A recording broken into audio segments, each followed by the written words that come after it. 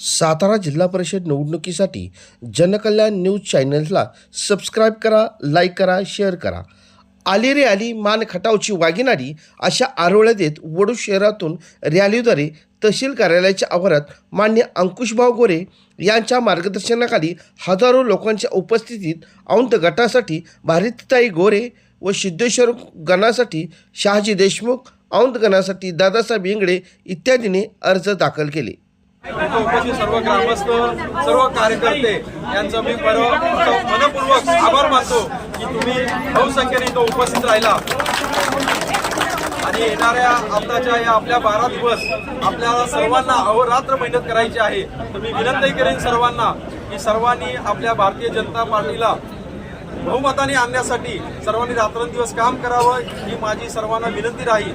ज्याप्रमाणे आता झालेल्या महानगरपालिका आणि नगरपालिकेमध्ये जितकं घवघवीत यश आपल्याला मिळालं त्यापेक्षाही जास्त यश आताच्या आपल्या या इलेक्शनमध्ये मिळवायचं आहे. तर मी विनंती करीन सर्वांनी भारतीय जनता पार्टीच्या आणि आम्हा भारतीताईंच्या आणि मला दादासाहेबांना बहुमताने विजयी करून द्यावं एवढंच मी सर्वांना आवाहन करतो.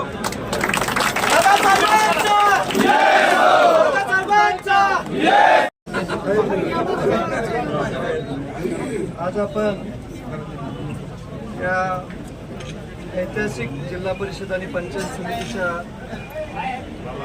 इलेक्शनच्या निमित्तानं आपण औंध जिल्हा परिषद गटामध्ये भारतीताई आणि दादासाहेब इंगळे यांचा अर्ज भरण्यासाठी इथं आलो आहोत. खरं तर हे इलेक्शन नाही, ही क्रांती आहे आणि खटाव तालुक्यामध्ये परिवर्तनाची ही चळवळ आहे. आपण औंध गटातील खटाव तालुक्यातील सर्वजण या